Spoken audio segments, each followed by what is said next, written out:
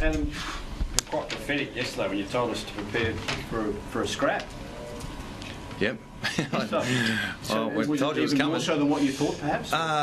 We knew that that they were going to come out and hunt us, and they did a really good job. So we had a couple of soldiers go down, but in the end, we're pretty happy that we fought it out. Yeah, you say a couple of soldiers, so we know LeCras. Is there another one as well? Or?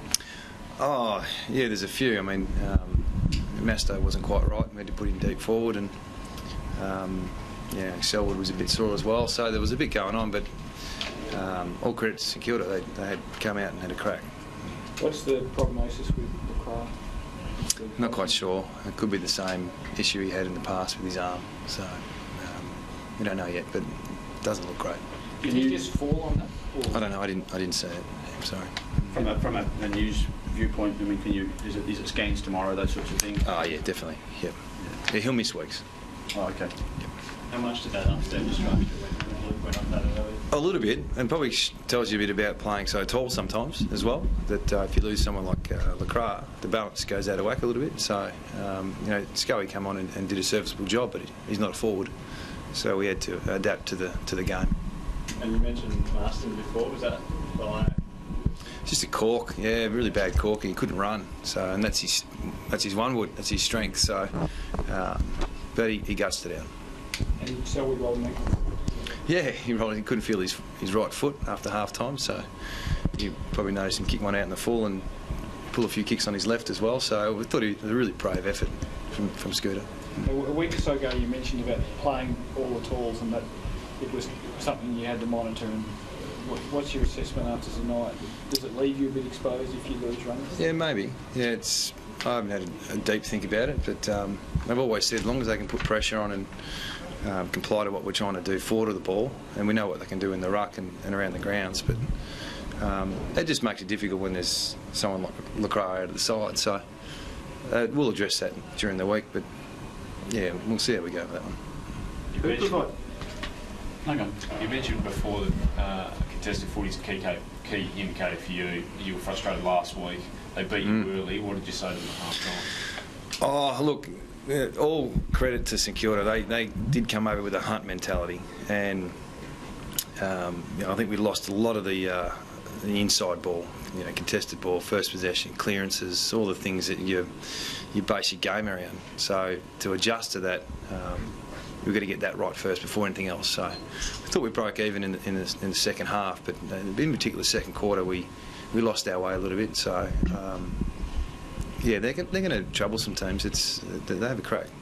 Explain a bit more what you mean by a hunt mentality. You sort of indicated that they would have sort of tagged up on some of your boys? Or? No, it was more just winning the inside battle. So it was really simple. I mean, every league, every club has the same sort of philosophy. You got to win that side of the game to give yourself a good chance of winning. So I know we got the points, but they gave themselves every chance by winning that battle. So what's your feelings, or how do you assess that you've dragged yourselves over the line against that?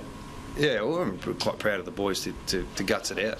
We were in a bit of strife there. Personnel were down, but also the way we were playing wasn't, the way we've been playing the last few weeks. So disappointing that we can't do it for 4 quarters at the moment, but that's our challenge. Is it something that, again, a bit of a spirit that you were seeing that you hadn't seen before in the boys, being your it's the first, isn't it, to be down and face a bit of adversity, and that's what we mentioned at half time. It's the first time we're going through this, and how we respond is critical. So yeah, from that sense, really pleased we could guts out a game. And what about Coxie's finish? And it's his big occasion, that sort of thing. Can you give us some thoughts on that? Yeah, well, he breaks the record this week if he gets a game. He's in the mix, so we haven't made a massive deal of it, but I was really happy that he played tonight, and in the end he contributed well. Well, why have you not made a big deal of it? Why have you played it down a bit?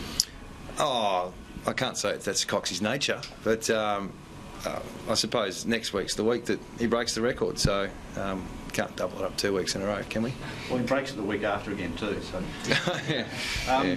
Sherrod Wellingham, can you give us an update there? Is he going to play? It just didn't come up. Yeah, it was just a bit sore, and we left it right till today, and he just wasn't quite right. We didn't want to risk it. And these days, you can't play at 90%, and we considered making him sub, but we thought the best way forward was just to give him a rest, so he'll be available next week. It's a groin? Can you just confirm? No, it's just general soreness, to be honest. It's not a specific, it's not a groin, but he's pretty sore. Well, he was. Just back on the crowd, like Shanahan is a unique player to replace. Who are some of the guys that you think might be able to fill the role? Oh, we've got young Hilly in the playing at East Perth at the moment. He's dying for a chance, so you'd assume he'd be in the mix this week. We had a really good performance at East Perth last night, so we'll see how it all settles tomorrow, and we'll go from there. But we've got some options. Is it handy having an experienced player like that? Obviously, he played for Bulldogs and he's season for the Eagles now, so he's a battle-hardened player. Oh, definitely. I mean, your depth gets tested all the time, so this is just probably one of those challenges that we'll confront. And we've had pretty good numbers pre-season. We've lost a few guys, but we think we can replace it with some guys at East Perth.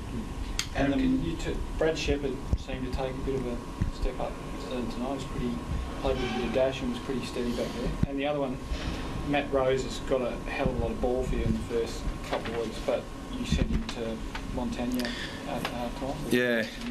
Yeah, well, Shep was, I thought he performed pretty well last week as well. He just got pushed out for round one, but he'd done a serviceable job over pre-season, so we were really comfortable playing him, and he filled the role really well. And Rose, he's one of those guys, he'll do a job for the team if we give it to him, and we thought Montagna was doing some damage, so we shut him down in the second half. I think he did a pretty good job. I haven't seen the stats, but... He had 8. Yeah.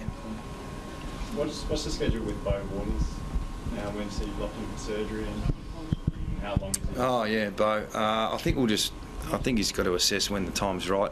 There's no rush. I think it's going to be the season, so we've got to make sure it's all clear for the infection to be totally clear before you go in. So there might be another 2 or 3 weeks before we go in, and yeah, it is the season though. How did he handle things? Obviously, really well. He handled it really well. For someone who was on a Monday preparing to play in 2 weeks to Tuesday pretty much out for the season, it just shows you his maturity and his leadership qualities. So I no doubt he's doing it tough, but he has been through these things before, and we're in full confidence that he can come back.